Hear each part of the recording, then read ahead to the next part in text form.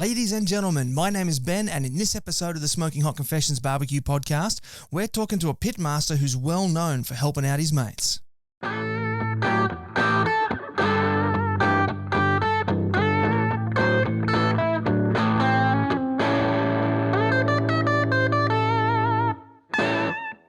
Hey family, hope you're well wherever you are and you got that thin blue smoke rolling. Now, as I said at the top, we've got Chad Griffin from Wingy's Wicked Q joining us today. It's an exciting new Aussie YouTube channel, but we're going to find out a lot more about that a bit later on. Coming up first, though, I do have some quick announcements that I do need to run by you. The first is that we'd like to thank very much our podcast partner for today, Jagged Wood-Fired, for joining us. Their support has been absolutely crucial in helping us get these last couple of podcast episodes out.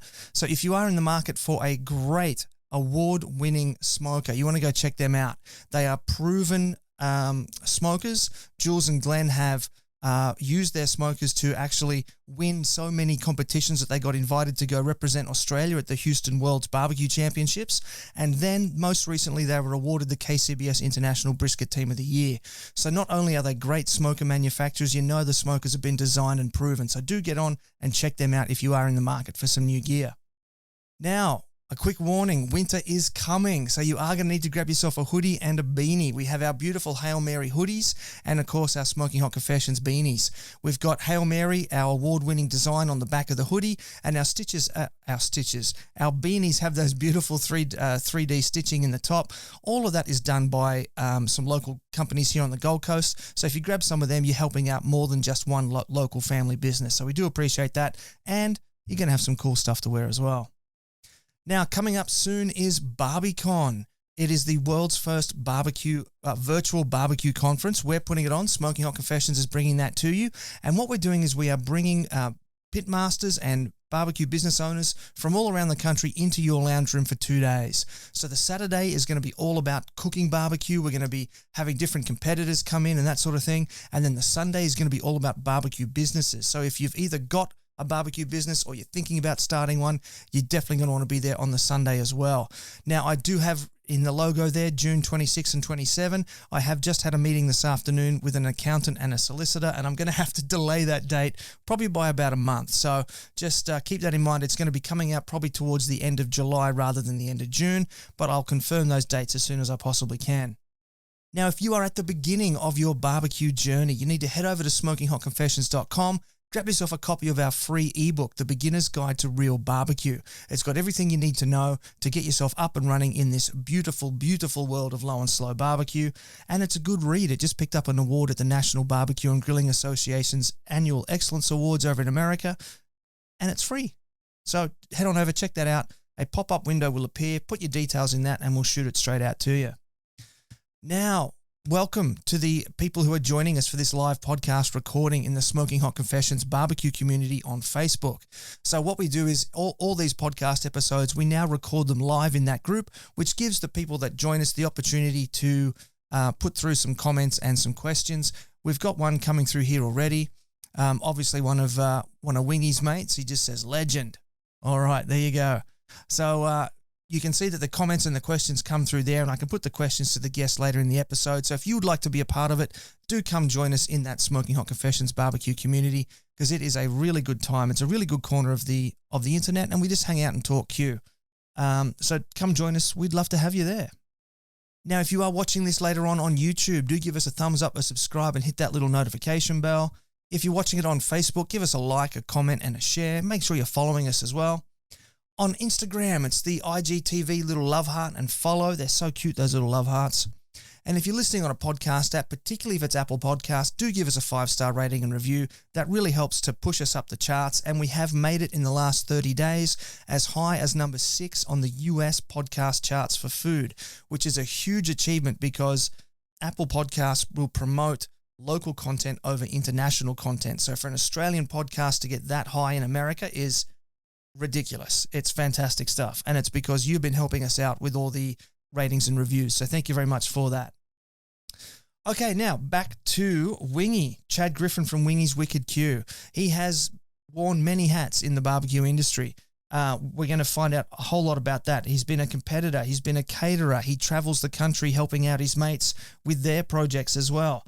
He's just recently started a new job in another aspect of the barbecue industry, and now he's doing his own thing as well, which is Wingy's Wicked Q. So we're going to get into all that. We're going to find out all about his favourite barbecue, which is almost the same as my favourite barbecue, and so much more stuff. So I think that's enough of my jibber-jabbering. Let's get Chad in here. This is the internationally awarded Smoking Hot Confessions Barbecue Podcast with your host, Ben Arnott. How long's it been since your last confession? Chad, mate, welcome aboard. Oh, you're wearing a Smoking Hot Confessions hoodie. Mate. Very nice. There it is. There's Hail Mary on the back. Nothing but style, mate. I only wear the best. Smooth, man. Smooth. I like it. How are you? Benno? Good? I'm busy, mate. I'm busy. But it's always better to be busy than bored. How about you? Mate, better to work flat out than be flat broke. So, yeah, busy as well, mate. Moving house and working hard. That's what it's about. Yeah, I saw something on the socials about moving house. I hope you found a place with a good barbecue shack or a big garage for all your barbecues. Or it's the first thing I look at, mate. That's priorities are set. Yeah, no doubt about it. Well, I'm keen to see it when it's all set up and ready and finished. All right, man. So tell us, what was the last thing that you barbecued? Oh, mate, just did pizza probably about a little over an hour ago on the kettle. I posted it on your page. I did see that. Yeah. How were they? Yeah, good, mate. Yeah, it was a bit of leftover pulled lamb from yesterday's cook. I got to play with the SmokeFire, the new Weber pellet grill, which is pretty cool. So yeah, and did some tacos up last night, and leftovers for today went on to pizza, and yeah, a little rustic lamb Greek style pizza went, yeah, beauty, mate. Real happy with it. Beautiful. And do you go all out and like hand knead the dough yourself and all that? No. God, mate, I haven't got time for that. No, I went to Woolies and got those little dough packets that come in, the little, I don't know, they're almost fresh balls. That's one thing I'm not confident in is pizza dough. Anything to do with baking scares the hell out of me, Ben. So not into it. Yeah, fair enough. I think I made pizza dough once and went, I think I might just be buying pizza bases from now on. Right, they're there for a reason. Yeah. Now, you just mentioned the Weber SmokeFire there, and I understand that there's been a second edition released, which has addressed, shall we say, some of the issues that were brought up in the first edition. How does it go? Mate, I was pretty impressed with it. I'm not a big fan of a pellet grill.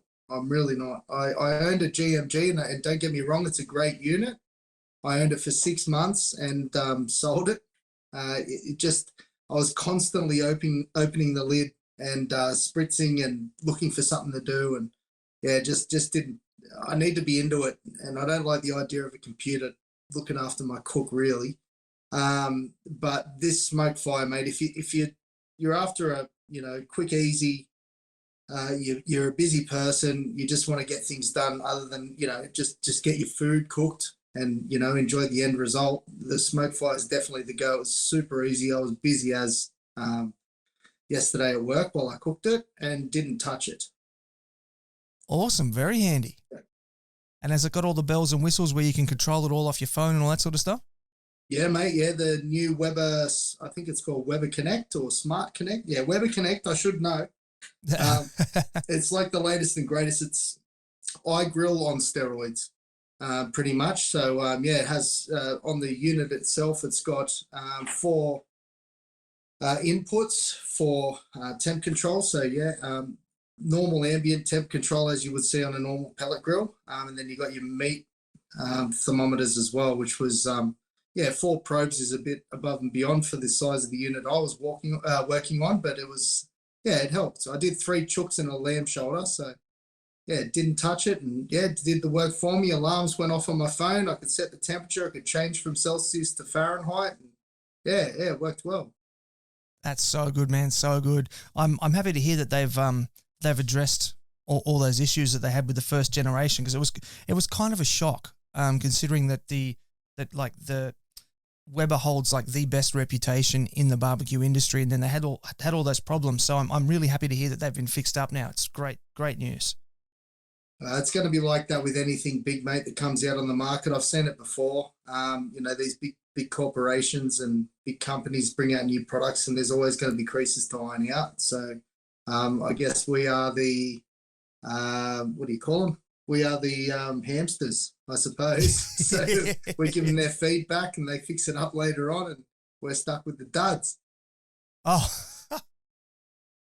yeah, I guess so. Okay, so tell me then, we've just had a big talk about the different grills. You've cooked pizza on your Weber kettle. You've got the Weber SmokeFire there. I understand that you've just recently bought a PKTX. Tell me about that. Love my PK, mate. Yeah, I've had it for about 6 months now.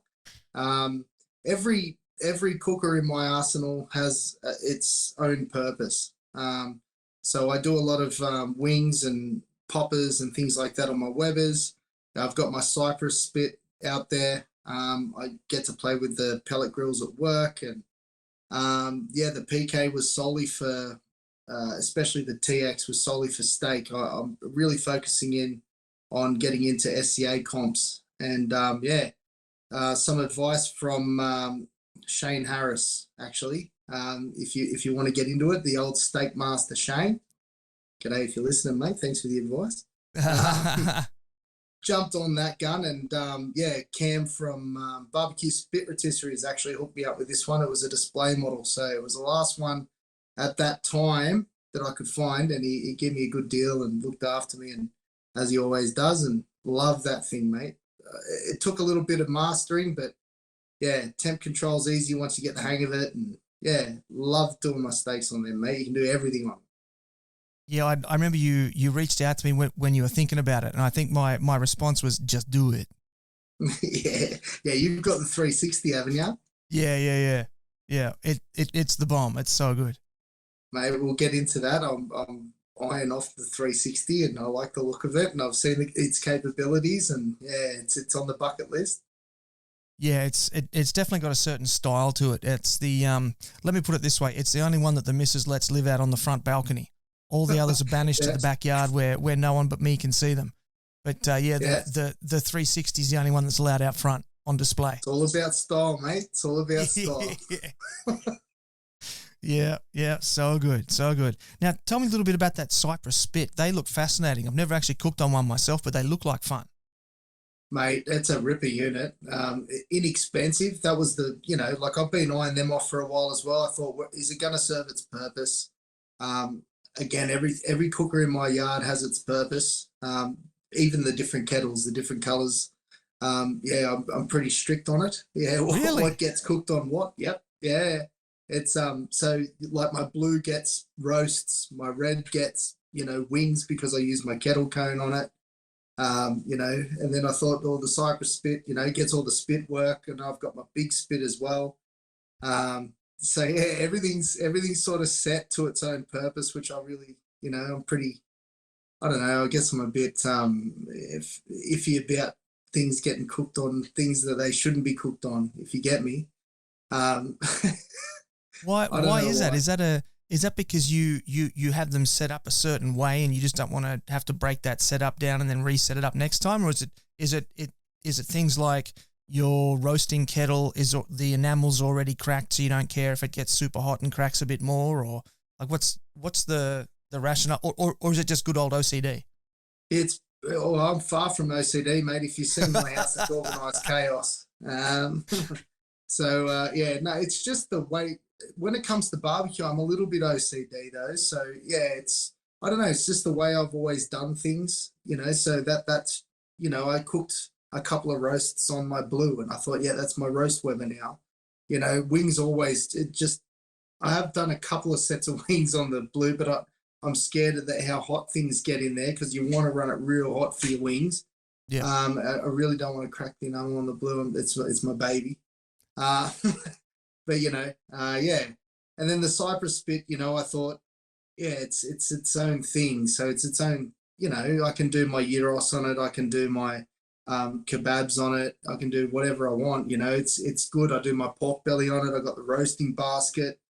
Spit is a different flavor to barbecue altogether, in my opinion. I don't know. I just think that you know, apart from direct grilling, that open flame that sort of licks the, you know, the meat as it turns, and, you know, creates more flame. There's something romantic about it, I guess. It's got its own purpose. Yeah, special occasions.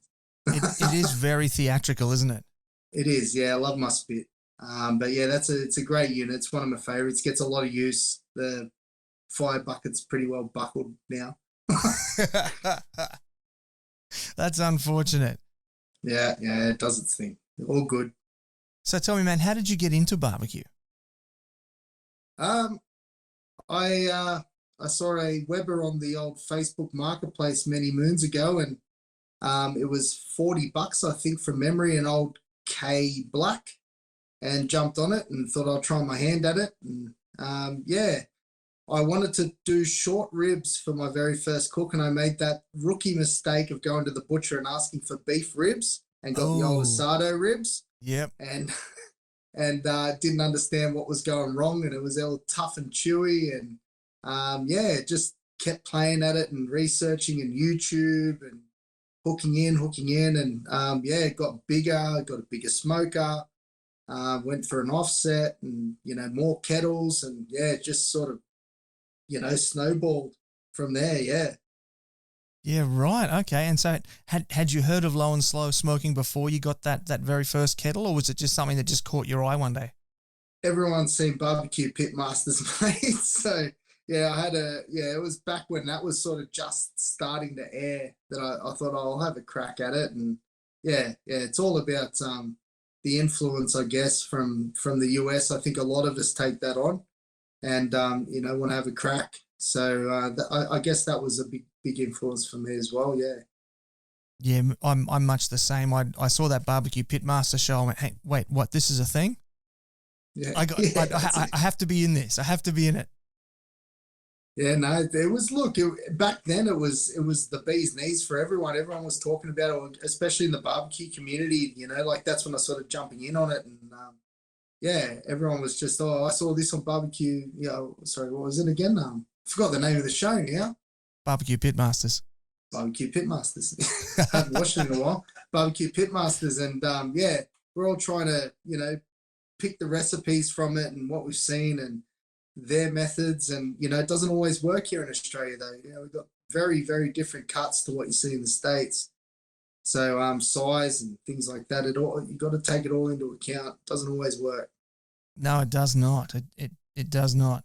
Now you have, as I said at the top of the show during the introduction, you've had a whole bunch of different takes on the barbecue industry, and one of them was you had what I think must be a dream job for several years. You worked with Forward Drive Supacentre, and you were responsible for doing their cooking videos, going out forward driving, doing all the camping setups. Tell us about that experience. That was a bit of a fluke. I just went for the job because their main call center's based here in Canberra. So for their customer service. So I actually got put on as their Australian customer service manager. And I've got a lot of experience in sales and customer service and call centers and things like that. So, they put me on pretty well, good and quick. I think I got the call the afternoon after my interview, and they were pretty happy. Wow. It took about 3 months, and the boss got word that I did a bit of barbecuing. And he said, hey, do you want to do some videos? I'm like, yeah, that's me all over. I'd love to get in and barbecue. That's what I'm about. And that was it, man. So, we just hooked in and got to travel up and down the East Coast mainly, and flights here, there, and everywhere, doing demos at stores and forward driving, and, hooking in, doing some cooking videos, hitting the beers. They're not shy of that. And, unfortunately, the recent circumstances hit and things changed, and, I got stuck on the phones, on my bum, not managing anymore, which is what that's what I do. And just as a low roll, but on the same pay, and it was just daunting for me, so I had to move on. Yeah, fair enough. Yeah, but did you get to go on some of those epic full drive trips with Sean O and all them? Look, I know Khan and and the boys pretty well. I was chatting to Breno, and I don't know Shauno and them boys. They had their own thing. We actually sponsored them, so they didn't work for Kings. But Okay. Breno and the boys, yeah, I got to hang out with quite a lot. We did a bit of traveling with them, which was good. Those larrikins I wouldn't have minded getting in with, but unfortunately never got the opportunity. Oh, right. Yeah, my son and I watch those four-wheel drive action DVDs a lot. And, we love watching all the different shenanigans they get up to. But I'd always thought that magazine was actually owned by Four-Wheel Drive Supacentre. It is. So, okay. so the guys that own Four-Wheel Drive Action do own, Four-Wheel Drive Supacentre, but they're two separate things. Yeah. Okay, cool. So, but they moved on and did their own thing, and got new sponsors, I suppose, and I don't want to go too in depth. Oh, okay. Yeah, all right.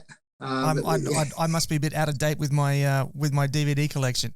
Yeah. Well, if you watch anything they do now, there's not a lot of featured Kings stuff anymore. It's all, a bit higher grade. Okay. Products. All right. Yeah. Again, don't want to go too in depth with that. No, fair enough. We can move on. That's all right. All so good. what was your best experience in that role then? Like the best trip or the best cook, or like what was the highlight? Geez, mate, there was one day where we had to go up into the Blue Mountains, and we went right through the Blue Mountains. With the whole team, the marketing team, which was really good. And we had a few too many stubbies on the way, and we had to get cooking.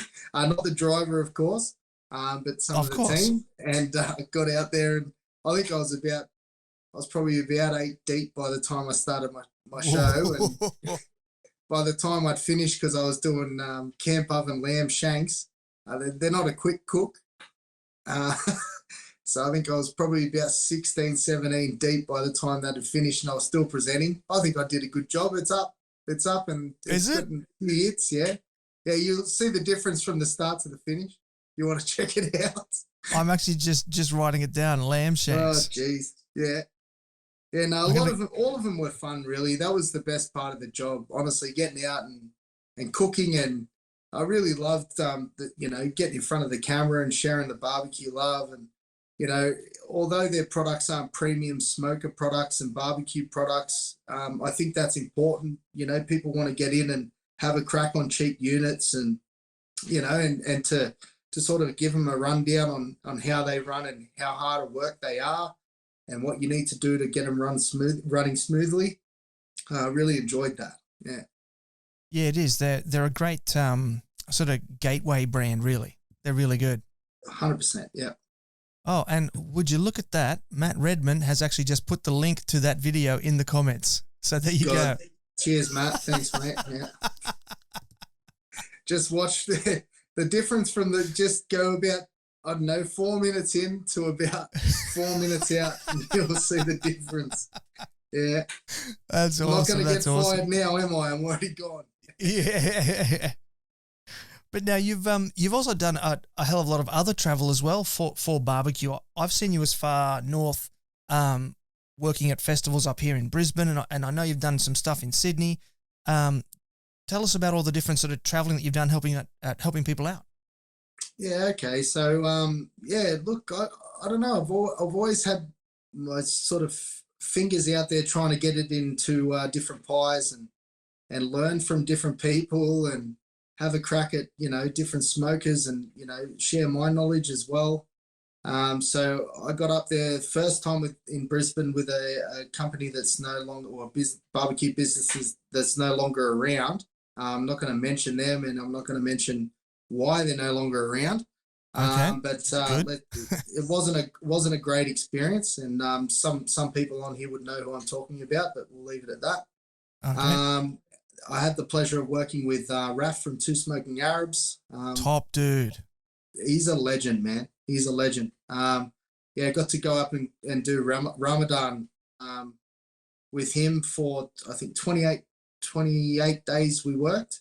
That was, mate, a lot of beef. I can't eat beef anymore. It's like I can eat my steaks. I can't do brisket. I can't do short ribs. It turns my guts, the smell of it. I love cooking it, but the family get it, and I just don't eat. I'll have a nibble. You That's see about like the extent baked of it. beans out of a can or something. Yeah, pretty well, mate. Yeah, it was.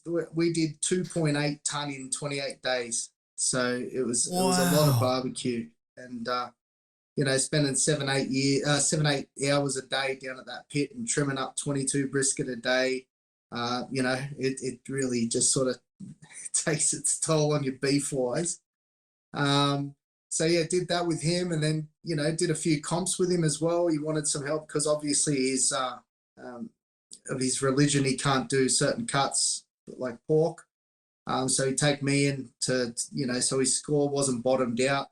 In Yep. comp, I never did too great. Oh, sorry, Raf. Crap. But enjoyed myself nonetheless. And he looks after me, and he's a great dude. Anyone that works for him will tell you. He's just a genuine, nice guy, and he will look after you. Top bloke. That's pretty well it. So yeah, went up to Brisbane, did competition for RAF as well up there. Bare Bones Barbecue down here in Canberra opened up, and jumped in with them, and they were looking for a pitmaster as well. And Hamish, some of you may know, he's probably one of the better pitmasters I know. He's very, very specific on the way things are done, and like one tiniest little bit of silver skins on that beef rib, he'll cut you to pieces. So you've got to be very particular. But yeah, helped them get up and running, helped potholes get up and running, and now I've moved on to other things. So there's a few businesses I've sort of delved into as well.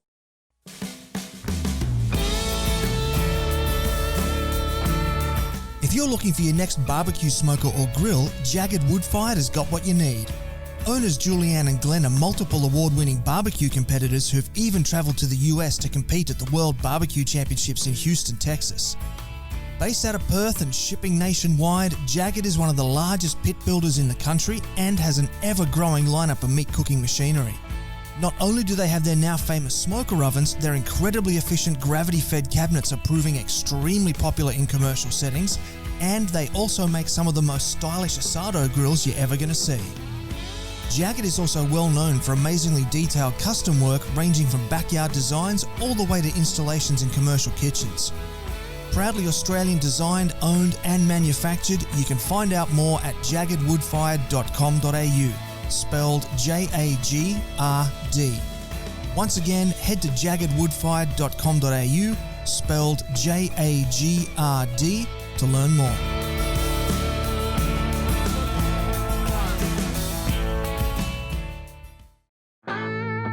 Got a project you'd like to work on with the SHC team? Shoot Ben an email on ben@smokinghotconfessions.com and let's have a conversation. Alrighty, Chad. So, mate, you just briefly sort of alluded to the new job there before. Tell us where you are now and what you're doing now. So I'm working at the new, the new job, burning log. So in Canberra, it's a quite established business here in Canberra. They're very well known, been around for I think 30, 40 years here in Canberra. So they've really got their heels in. The owner was handed it down from his father. He learnt the trade from him. It was primarily wood style heating, and they delved into other areas like outdoor furniture and barbecue, and that sort of attracted me to the job, and got into it, and get to play with all the fun toys, and it's good. Yeah, right. So what, that's a lot of rich history to be stepping in there, sort of 30 to 40 years. There's a lot of opportunity for you to sort of learn there. What's that experience been like? At first it was pretty full on. It's a lot to learn. You're always learning in this job. Nothing's the same day to day. It's new, and it's something different every day. Like I'm primarily in wood heating now. So I took the job thinking, they'll put me in with my history. barbecue, barbecue, barbecue.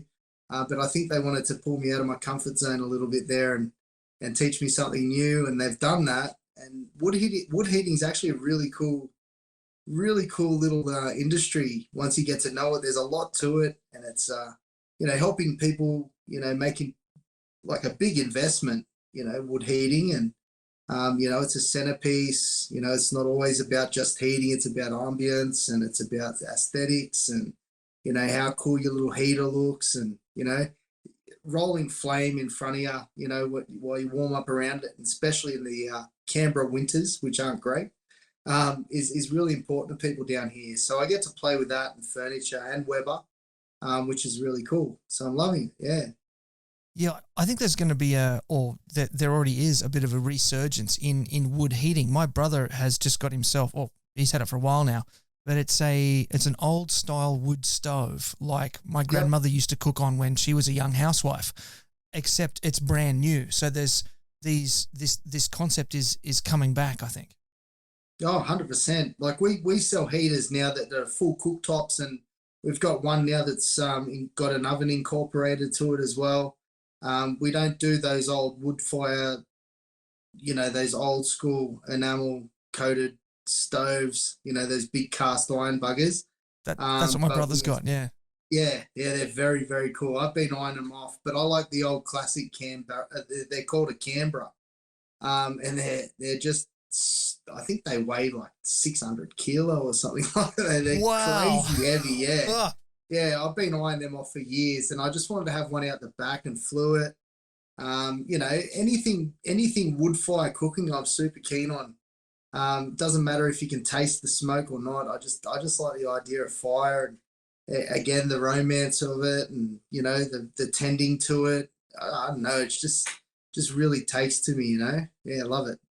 Yeah, one of my favourite things growing up, and I'm sort of taking us on more of a sidetrack here, was my dad found this wood heater for the house. It was called a hot drum. I don't think they're around anymore, but it was essentially a 44-gallon drum that had a third chopped out of it, and then a door put on what would be the end. It was laid on its side with legs on it, and a flue at one end and an opening door on the other end, and it was all painted black. And we used to live sort of halfway up a mountain in the Hunter Valley on Scone, just at the bottom of the tablelands, and it was really cold in winter. It'd be -5, -6, and we used to have these big old ironbark trees, and so my dad and I used to run around with the chainsaws and the block splitters and things and break up all this really dense ironbark.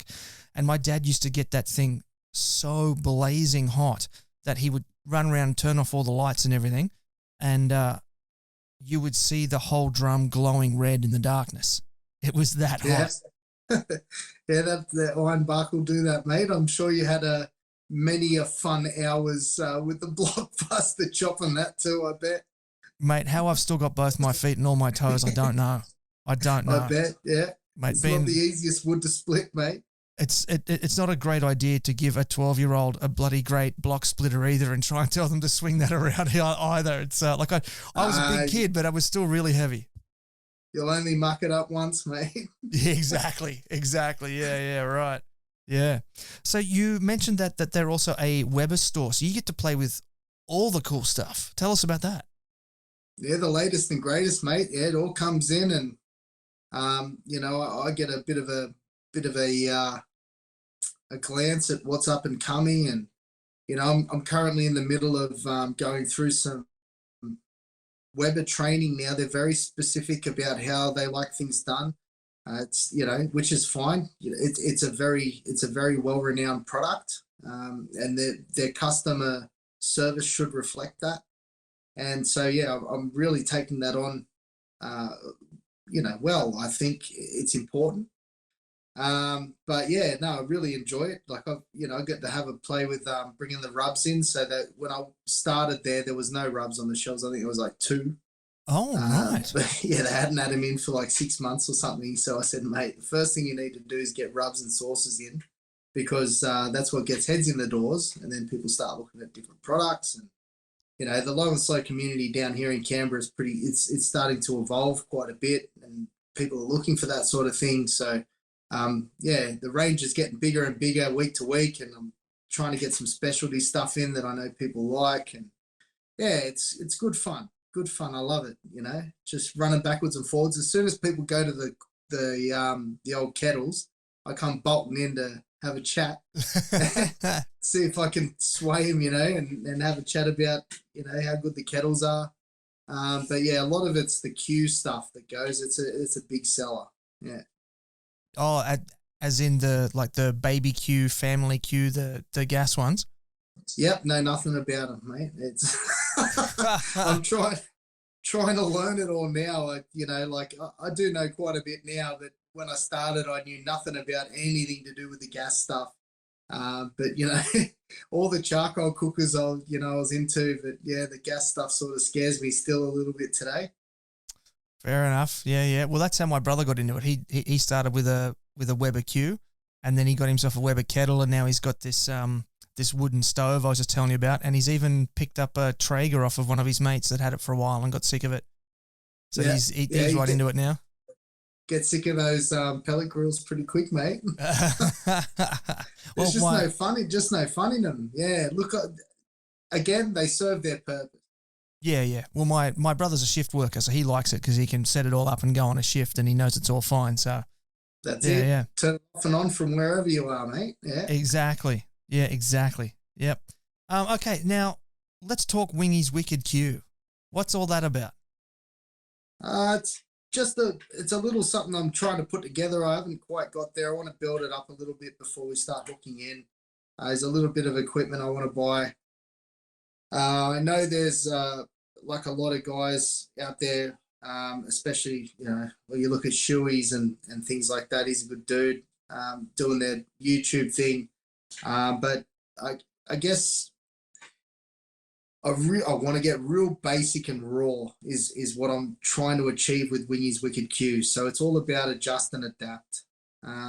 So I'm not purposefully trying to stuff cooks up, but there will be beers involved. There'll be a bit of swearing, just my old self, which I'm sure when we're not on camera, Benno, you know what I'm like, and yeah. You know, it can be a bit of a colourful character. But yeah, look, it's you know, getting distracted and coming back to something that you're not expecting and how to adapt to that. So it's about stuffing your cooks up, fixing them. It's about the real basics right from the start to the very finish. How to turn something that's fallen to absolute crap into, you know, a masterpiece. That's sort of what a lot of it's going to revolve around, and on a variety of cookers as well. So it's not just going to be focused on, you know, your kettles. It's not going to be just focused on your offsets, not just going to be focused on your spits. It's the whole lot. And then the real cheap units as well, like I touched on earlier. I think it's really important to sort of have a crack at showing people how to really get into them, because they buy these things and then they use them and they don't understand how to use them, and they're not working for them because they're so cheap. They give up, and that's the end of it. And there's so much more to it in barbecue. So I want to show people that, and that's the idea of Wingy's Wicked Q. Sounds good, man. One of my favourite things to do is when I go out forward drive camping with the family is to take a camp oven, a whole bunch of different ingredients and different foods, and just sort of play with it and just see what I can come up with. So I love that idea of just sort of finding just sort of all sorts of different stuff that other people have probably already got at home in their garage already, just sitting there and saying, hey, go out there, grab it. This is what you can do with it. That's top idea. That's what it's about. That's what it's about. And, you know, like, just you're working something from nothing, and you know, and just the barbecue scene altogether, like everyone's willing, like happy and willing to help, and people don't understand that either. There are pages out there that are just so daunting. Like I'm not going to name them, but geez, you post something on that doesn't look great, and you're slammed for hours, and it actually it's upsetting, because, you know, the dude had a crack, his family loved it, he loved it, you know, what's the problem, you know? But it's about taking those photos and those experiences and turning them around rather than slamming on them. Do you know what I mean? And you know, so I want people to send me their cooks. I want them to show me their experiences where they went wrong, and we'll do a session on it, and we'll show it to everyone, because everyone goes through the same thing. It's not just that one person. Yeah. I was just thinking, just as you were saying it then, and then you sort of finished the idea for me at the end of what you were saying there, you could have people send in a photo and say, this is my finished product. This is what I did. Wingy, where did I go wrong? So this this idea of your YouTube channel, how did it all come about? Don't know. Look, that's how I learned. I learned through YouTube to start off with.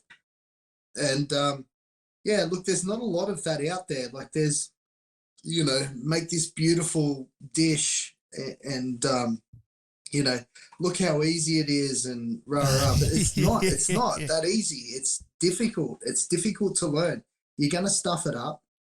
I'm here to teach you the best possible way not to stuff it up. And if you do stuff it up, how to turn it around and create something else. That's what it's all about. Yeah. Just, yeah, I don't know. Like there was nothing out there like that. Oh, what's wrong with my brisket? It looks dry. I'm like, okay, I've overcooked it. That's the first thing I thought when I stuffed up a brisket. It was undercooked. How do we turn that around? You know, simple things. Yeah. Just hasn't been touched on. No, it hasn't. It hasn't. Yeah.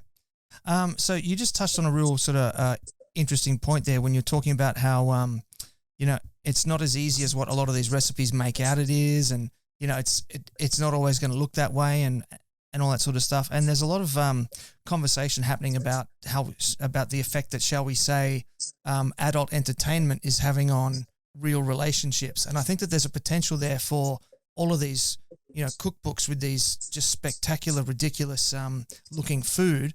And so then people will try and cook it for themselves and go, well, it doesn't look like that, so I'm not going to bother doing it again. And that's really sad. It doesn't look like that. It never looks like that. That's right. Never. Yeah. And you know, like I'm a sucker for it as well. You see my photos go up, and you know, we amend things and we make it look prettier and more appealing. And it never looks like that. It's pale and I'm under an LED light, you know, things like that. But within the perfect lighting, the perfect setting, it looks good. But when you flash a camera on it, it doesn't. So, you know, we're trying to amend that. But yeah, people look at it and go, oh, it looks like crap. But it's not about what it looks like. It's about what it tastes like. But yeah. You're listening to the internationally awarded Smoking Hot Confessions podcast with massive barbecue nerd Ben Arnott. Alrighty, mate. Now, this is the part of the show where our guest gets to give a bit of a lesson to the viewers and the listeners and share some of their wisdom. Now, when I asked you what you're going to do, you very cleverly said you were just going to wing it. So I'm just curious now as to see what you're going to drop on us. So, mate, it's all yours. Oh, geez. Thanks, Benno. Well, there's two reasons I call Wingy's Wicked Q Wingy's Wicked Q. One's because I wing it, and I've got no idea what I'm going in with half the time. Two, I got a bung wing. So yeah, I go in with Wingy's Wicked Q. It's an old nickname of mine that I've sort of adopted. But look, I think the biggest part of advice is those looking to get into barbecue as a business. I thought I'd touch on that a little bit because I had a crack at that, as we touched on a little earlier. Yeah, capital is a big thing. Test your market. Yeah, come in knowing what you're about to do and what you're about to get into, because I made that mistake, and I was trying to shuffle a full-time job with a weekend job and no money to do it, and no market to reach here in Canberra at the time. So it was quite difficult, and I folded. But yeah, I think just you really need to knuckle in and research things before you sort of get going as a business. Take it from someone that failed that.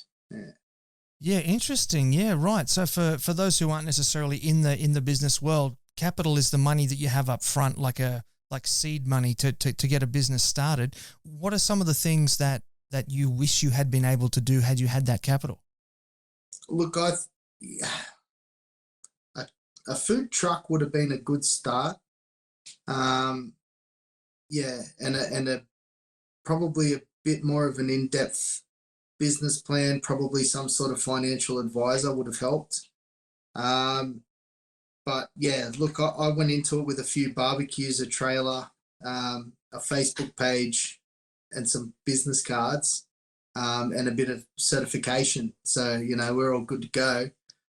But yeah, testing the market. So someone that can market well is massive. You really need to get your name out there. You need to get it out quick, and you need to be consistent. So whether that's either through Facebook, Instagram, anything like that, you need to be putting up 2-3 posts a day. You need to be really pushing your business to keep it drawing in. I didn't do any of these things. And thought that, you know, being one of 2, I think at the time, barbecue businesses in Canberra, and one of them has sort of slowed down quite a lot as well. I didn't have a bigger pit as Sean Pullman here. He's got a massive pit from, I can't think of the name of him now. People will know who Sean is anyway. Yeah, it just didn't work. Everyone was like, "Oh, do you do spit roast? Do you do spit roast?" So, you know, I hit up the guys at Barbecue Spit Rotisseries and got a couple of spits, and just so I could get some business. That's like, other than 2 or 3 barbecue low and slow cooks I did, which went well. It was all spit roasts, and I got sick of it. And you know, that's not what I went into it for. So yeah, what you know, it happens. Interesting, yeah. So when you say testing the market, you mean like finding out what trends are on point at that time in that area where you want to do business? Correct. Back then, people saw the word barbecue and they thought steak sandwich and you know, a couple of onions, and they sort of just move on. You know, like I said, anyone else was just, do you do spit roasts? Like, yes, you know, I suppose I was hiring him at the start, and yeah, what's the point? Just go and buy some. And yeah, did a lot of spit roasts. Very tired. Yeah. Just it's a very boring thing to cook, but you know, it worked. But yeah, it's not what I went into it for, and it wasn't my passion. So yeah, got out of it. Fair enough. Yeah. So what lessons did you learn from that experience that you're carrying across into Wingy's Wicked Q? Well, Wingy's Wicked Q isn't so much a business. It's more of a it's more of a sharing of knowledge is what I'm trying to achieve here. I don't want to make anything monetary out of it. It's literally, you know, just I guess getting people involved and interested in barbecue properly, making those mistakes, it's not the end of the world, and that's the idea of it. Hence why I help people when I cook. They ask me to come in and do things for them. I'm happy to do it. Yeah, you can pay me. You know, I'm using my time, but this is a personal thing, and you know, I'm choosing to do this. So yeah, I just want to get my my point out there and my love out there and my knowledge out there, as I know a lot of you guys do, and just share that and get people passionate about barbecue. As or Cameron Davidson, he was my first point of contact. Good old Cam, and he did that to me, and it was just so contagious. Yeah, and that's my idea. I just want to push that out there and really get people involved and love it. Yeah, fair enough. Now, there's certainly plenty of people out there sharing the knowledge. Who are some of your like, sort of, who do you look up to? Who inspires you in terms of that sharing knowledge? You know, we've got, you know, Malcolm Reed, or our very own Malcolm Reed here in Australia, Aaron Palmer with his low and slow basics. You mentioned Shuey there before. Who are your sort of your icons in this regard? Early days, mate. You know where this is going. Don't you? You touched on this. Yeah, early days, it was I was learning a lot off barbecue. Forgot the name of the bloody show again. Barbecue Pitmasters. That's the one. Watching a lot of that, and yeah. So I got to go to the States and meet Tuffy Stone over there, which was really cool. And I won a competition, first class there and back, and 5-star hotels. And yes, that's right. $5,000 spending money, US dollars, and yeah, it was a good gig. And got to spend a good day with Tuffy one-on-one, and he showed me a lot of things. So he was a big mentor for a long time, and he's pretty secretive. He doesn't share a lot of things on like YouTube and things like that. You've got to go to his classes, or you've got to meet the dude personally. So that was a big deal. But these days, it'd be you'd be surprised who I get inspiration from. big part of my inspo right now. I chat a lot with Grant Neal from Oh, the smoking joint. So he's a good, yeah. I have a lot of chats with Grant, and he sort of helps me out. And yeah, he's good. He's doing a lot of crazy things right now with the skinny mixer, and he's got a hell of a lot to share. So he's always open to take on, and hand out information. So if you're ever stuck, bombard his inbox. He'll love you for it. He'll love me for it too. Spam him. Just send him photos of your haircut each day. Yeah, that's it. Hollywood, he'll love it. Yeah. All right, well, let's start bringing in some of these questions, shall we? Sure. So Matt Redmond, who I know is from Primal Line Barbecue, as a barbecue vendor, what is your signature item? As a vendor, what was my signature item? Oh, geez, after cooking with Raf, I'd have to say it at Two Smoking Arabs. Oh, man, I'm going to go beef ribs, like shorties. They're super easy. As a vendor, that you can just smash them out. You don't need to worry about wrap. They're easy, and if you nail them, they're bang on, and I've never had a complaint about my shorties. Yeah, so good. They're great for beginners and things as well. Yep, easy one. Yeah. Yeah. Anything beef, mate. Well, sort of in contrast to that question, then the next one is, what is your kryptonite item that's a real PITA? What the hell is PITA? I'm taking it that's a pain in the ass. Swear word in there somewhere. Pain in the ass. Oh, thanks, Benno. Probably pork ribs. They're just so hard to nail. Look, I've won I think we got second place pork ribs at Foster, but they're just so inconsistent. They're very hard to nail and get right every time, and I don't practice them a lot. That'd be my kryptonite 100%. Yeah, pork ribs. Fair enough. And just following up on his question there, Leroy's just popped in another one. What are your beef rib tips? Let them run. Literally, man, salt, pepper, garlic. Take the membrane off the back. Some people don't do that. I sure didn't in the start, but it makes easier for slicing in the end result. Man, just let them run, no wrap. Hot, I'd go probably about 280, 300 Fahrenheit, and about on a big pit, they usually only take sort of 5-6 hours. Smash them out hot, man, they'll be melt your mouth. So good, mate, so good. And he's got another one in here. Temperatures and favorite rubs. So I'm assuming what temperature do you like to keep a pit out at? Yeah, look, I'm a 275 Fahrenheit guy. I reckon that's the magic number. Yeah, a lot of people do 225, 250, too slow for me. I haven't got that sort of time. I'm even creeping up into the 325s now for some cuts to just knock them out.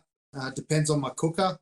The Pro Q, I don't run water, and I don't use the water bowl anymore. I use a baffle plate from JG Barbecue.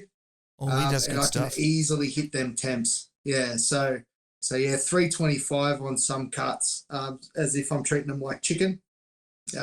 Nice, hot and fast. I reckon you get the same results. Lamb and beef, pork even. Nice. Stuck burp there. And Matt here's got one here for you as well. When you cook steaks, do you turn once or do you turn every 30 seconds? Steaks, normally reverse sear there, Matt. Be getting a bit of smoke for probably about 30 to 45 minutes, depending on my temps. I don't have a thermometer on the PK, so I'm just sort of holding my hand over the air vent and guessing. But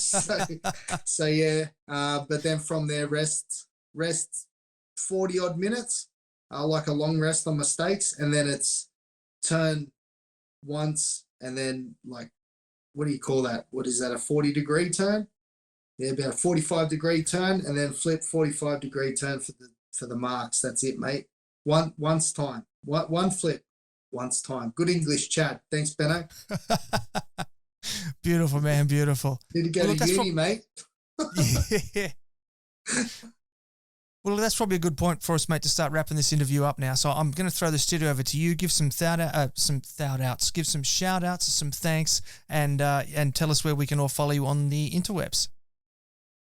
Cool. Thanks, man. So, Wingy's Wicked Q. You can find me on Instagram. I'm just kicking that off from the old Stoke and Smoke page, so it's a little quiet at the moment, but I'm slowly trying to build that brand up.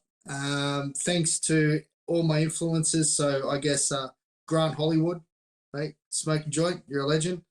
Shane Harris, all the advice on steak cooking, love it. Cam Davidson from BBQ Spit Rotisseries, you've always been a massive influence of mine, man, and you really incorporated that love of barbecue into me. And of course, my wife, who's always been my biggest supporter and cheerleader. Love her for it. And she stands by me thick and thin. So good, man. So good. That's beautiful stuff. Well, look, I'm going to say thank you very much because we are doing this on a school night and you are an hour ahead of me. So it's my 9 o'clock. It's your 10 o'clock at night, mate. We've both got to go to work tomorrow. I do appreciate the time. Thank you very much. And I wish you all the best of luck. Oh, all right. Fair enough. All right. Well, you'll sleep very well tonight then. Yeah, mate. But thanks. Best of luck with Wingy's Wicked Q. Thanks, Benno. Thanks for having me, mate. I appreciate it. The boringest man in barbecue, I'm sure. Thank you. All right, there you have it, family. That was Chad Griffin, the man himself from so many things. Formerly of Forward Drive Supacentre, now with Burning Log, Weber Store, and Wingy's Wicked Q. He's worked with Two Smoking Arabs. He's worked with Stoke and Smoke Barbecue. Someone dropped a name in here that he had forgotten during the interview. Regulators Barbecue. I mean, the man's been everywhere. He's done so many things for so many people, and it's really good to see him getting out there now and starting to put his stamp on his own thing. So jump on the socials, find him, Wingy's Wicked Q. Let's show him some love because the man has put a lot of love into the barbecue scene, and it's good that we start to give him some of that back as well. All right, so that's almost time to finish up. So just to give you a quick rundown on the announcements, big thanks again to our podcast partner, Jagged Wood-Fired from over in WA. Check out Jules and Glenn's stuff. Fantastic. Championship trophy winning proven smokers. Check them out. Really good gear. The winter merch is here. We have our hoodies and our beanies. You saw Chad very cheekily wearing one of the hoodies in his interview here earlier, and having a sip on one of his tumblers. We've still got some of them as well. SmokingHotConfessions.com/shop. Go check them out before it gets too cold. BarbieCon is coming, and I am having to change the dates. It'll be towards the end of July rather than the end of June. So just keep that in mind. But it is coming, and it's going to be awesome. We have our free ebook available for you at SmokingHotConfessions.com. We have the Smoking Hot Confessions barbecue community over on Facebook, where we've had a lovely time here this evening chatting with Chad and having all the different comments and questions come through. It's been fantastic. If you are watching this later on YouTube, give us a thumbs up, a subscribe, and hit the notification bell. If you're watching it on Facebook, give us a like, a comment, and a share. IGTV, give us those cute little love hearts. They're so beautiful. And a follow. And if you're listening on a podcasting app, particularly Apple Podcasts, 5-star rating and review. Super helpful and has driven us in the last 30 days up to number 6 on the US Apple Podcast charts for food category. So that is just incredible. And that's because of you. That's because of what you've been doing to help us out. So we really do appreciate that. And that is a wrap for today. So until next time, take care of each other and keep on queuing. Thanks for listening to the Smoking Hot Confessions podcast. Head on over to SmokingHotConfessions.com for recipes, tips, and Ben's own confessions.